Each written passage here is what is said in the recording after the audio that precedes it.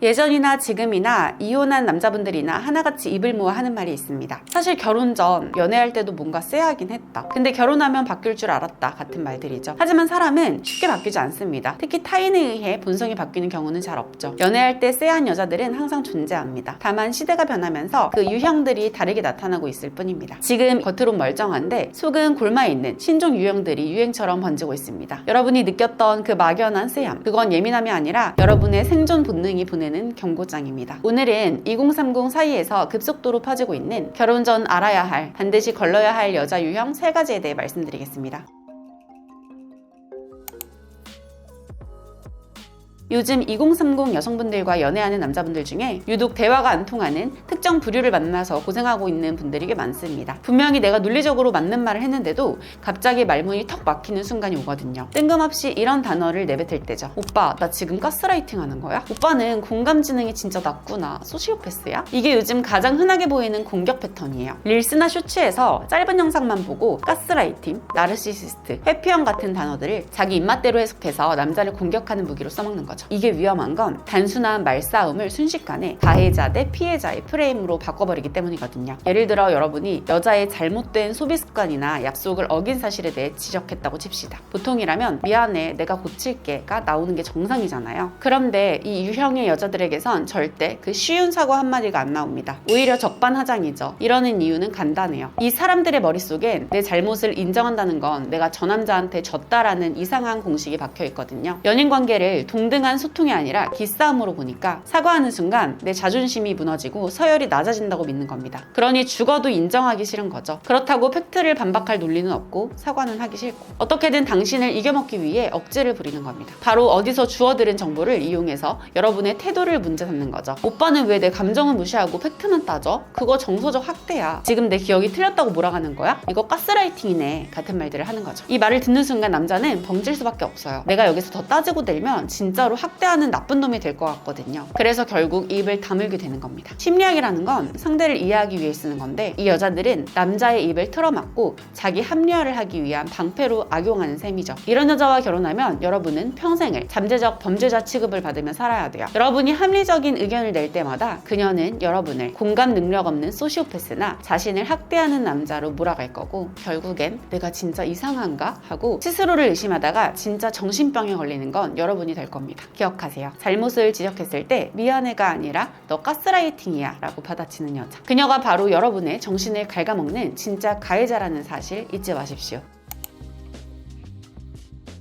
데이트할 때 이런 경험 다들 한 번쯤 있으시죠? 분위기 좋은 카페에 갔는데 대화가 잠깐 끊기는 정적이 찾아옵니다. 딱 3초, 5초 정도 흐르죠. 보통은 그 편안한 침묵을 즐기거나 커피를 한 모금 마시는 게 정상이잖아요. 그런데 유독 그 3초의 정적을 못 견디는 여자들이 있습니다. 대화가 끊기자마자 조건반사처럼 스마트폰 잠금부터 풀고 쇼폼을 휙휙 넘기거나 인스타피드를 확인하고 쉴 새 없이 사진을 찍어냅니다. 이게 단순히 스마트폰을 좋아해서 그런 걸까요? 아닙니다. 이건 애초에 이 여자가 도파민 자극을 끊임없이 추구해야만 직성이 풀리는 성향을 가졌다는 강력한 증거입니다. 가만히 있는 상태, 즉 심심함을 견디는 능력이 현저히 떨어지기 때문에 스마트폰이라는 가장 쉬운 도구를 통해 뇌에 계속 자극을 때려받고 있는 거죠. 문제는 이런 성향이 연애에도 똑같이 적용된다는 겁니다. 이런 분들은 연애를 할 때도 안정감보다는 새로운 자극을 1순위로 둡니다. 연애할 땐 그냥 그러려니 하고 넘어갈 수도 있겠죠. 하지만 진짜 지옥은 연애 초반에 설렘이 지나고 편안함이 찾아오는 순간 시작됩니다. 원래 연애라는 게 불타오르는 단계를 지나면 서로가 편안해지는 안정기, 즉 신뢰의 단계로 넘어가는 게 순리잖아요. 그런데 자극 추구 성향이 강한 여자들은 그 편안함을 위기라고 착각합니다. 더 이상 짜릿한 도파민이 안 나오니까 관계가 잘못됐다고 느끼거나 사랑이 식었다고 생각하는 거죠. 그래서 멀쩡히 잘 지내는 남자를 들들 볶기 시작하는 겁니다. 오빠, 예전이랑 좀 변한 것 같아. 마음 식었어? 우리 요즘 너무 루즈하지 않아? 권태기인가 봐. 같은 말들을 합니다. 남자 입장에선 진짜 억울해서 속이 터질 지경이죠. 나는 지금 이 사람과 편안하게 잘 지내고 있다고 생각했는데 여자는 끊임없이 나를 자극해줘, 나를 재밌게 해줘 라며 보채는 꼴이니까요. 이 상태로 결혼까지 가면 어떻게 될까요? 냉정하게 말해서 결혼 생활의 90%는 지루함의 반복입니다. 밥 먹고 설거지하고 빨래하고 주말에 느려져서 TV 보고, 그게 현실 부부의 삶이거든요. 하지만 자극에 목마른 이 여자들은 그 90%의 지루함을 견딜 근력이 없습니다. 집안의 평온함을 지루한 감옥처럼 느끼고 결국 밖으로 새로운 자극을 찾아 나돌게 되어 있어요. 그게 쇼핑 중독이 가족이 될 수도 있고 매일 밤 술자리가 될 수도 있고 최악의 경우에는 새로운 남자가 될 수도 있는 겁니다. 왜냐? 남편은 이미 자극이 사라진 익숙한 존재니까요. 기억하세요. 단 10분의 침묵도 견디지 못하고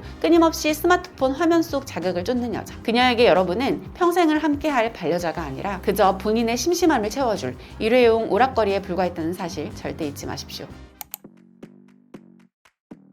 요즘 연애 시장의 흐름을 보면 남녀 불문하고 감정 소모 자체를 극도로 싫어하는 경향이 강해졌습니다. 그래서 아예 난 에너지 쓰기 싫어 라며 연애 자체를 안 하는 분들도 늘어나고 있죠. 연애를 안 하겠다는 건 문제가 아닙니다. 진짜 문제는 연애의 달콤함은 쏙 빼먹고 싶은데 그에 따른 책임은 지기 싫어하는 이기적인 유형입니다. 그리고 이들은 자신의 그런 무책임함을 쿨함이라는 단어로 아주 그럴듯하게 포장합니다. 연애하다 보면 갈등이 생기는 게 당연하잖아요. 서로 맞춰가려면 진지한 대화도 필요하고 감정도 써야 하니까요. 그런데 남자가 문제를 해결해 보려고 진지하게 입을 떼는 순간 이 여자들은 귀찮다는 표정으로 대화의 논점 자체를 흐려버립니다. 우리 오늘 데이트 잘했는데 꼭 지금 이런 얘기를 해야 돼? 나 머리 아파. 좋은 얘기만 하자. 이런 말들로 분위기를 핑계대며 교묘하게 주제를 돌려버리거나 알았어 내가 생각해볼게. 나중에 다시 얘기해. 라며 기약 없이 상황을 뒤로 밀어버립니다. 남자 입장에선 답답해 미치죠. 당장 풀어야 할 문제인데 여자가 나중에라는 방패 뒤로 숨어버리니까요. 그래서 며칠 뒤에 다시 조심스럽게 얘기를 꺼내면 오히려 오빠는 그 얘기를 아직도 담아두고 있어? 진짜 뒤끝 길다 라며 남자를 속 좁은 사람으로 몰아갑니다. 결국 어떻게 되냐? 남자는 내가 예민한 건가 싶어서 입을 다물게 되고 문제는 하나도 해결되지 않은 채 굶어서 썩어가게 됩니다. 여기서 더 심각한 경우 아예 잠수를 타버리는 최악의 수를 둡니다. 남자가 계속 대화를 시도하거나 분위기가 좀 무거워진다 싶으면 그냥 귀와 입을 닫아버리는 거죠. 카톡 일십은 기본이고 전화도 안 받고 며칠씩 연락을 끊는 경우도 있습니다. 이거 당연히 쿨한 게 아닙니다. 관계에서 오는 스트레스는 감당하기 싫고 내가 듣기 좋은 말만 듣고 싶어서 남자의 입을 막아버리는 이기적인 입막음일 뿐입니다. 문제가 생기면 치열하게 싸워서라도 해결을 봐야 하는데 이 여자들은 그 에너지 쓰는 게 귀찮아서 회피라는 가장 비겁한 방법을 쓰는 겁니다. 이런 패턴에 익숙해진 채로 결혼하면 어떻게 될까요? 결혼 생활은 매일매일이 갈등 해결의 연속입니다. 그런데 대화로 문제를 풀 줄 모르고 잠수 타는 게 습관이 된 이 여자가 결혼해서는 달라질까요? 절대 안 바뀝니다. 연애 때 연락 끊고 잠수 탔던 것처럼 결혼해서는 친정 갈게 라며 짐 싸들고 나가버리거나 조금만 수틀리면 이혼해 라는 말을 무기처럼 휘두르며 여러분을 협박할 게 뻔합니다. 기억하세요. 갈등 앞에서 대화를 거부하고 나 안 해 라며 도망치는 여자. 그건 쿨한 게 아니라 여러분의 인생을 언제든 내팽개칠 준비가 된 무책임한 도망자일 뿐이라는 사실 명심하십시오. 여기까지 들으셨다면 이제 걱정이 좀 되실 겁니다. 도대체 이런 지뢰들을 어떻게 피해야 하나 싶으시겠죠. 방법은 하나뿐입니다. 여러분 스스로가 확실한 기준을 갖고 있어야 합니다. 내가 정확히 어떤 성향의 사람이고 나한테 진짜 맞는 여자가 어떤 스타일인지 스스로 모른다면 아무리 조심해도 결국 저런 가면 쓴 여자들의 자극에 넘어가서 또다시 끌려다니는 의뢰 연애를 반복하게 될 확률이 높거든요. 상대를 탓하기 전에 나를 먼저 무장해야 합니다. 만약 지금 내 연애의 기준이 좀 모호하다 혹은 내가 어떤 여자와 만나야 진짜 행복할지 감이 잘 안 잡힌다 하시는 분들은 아래 고정 댓글에 있는 테스트가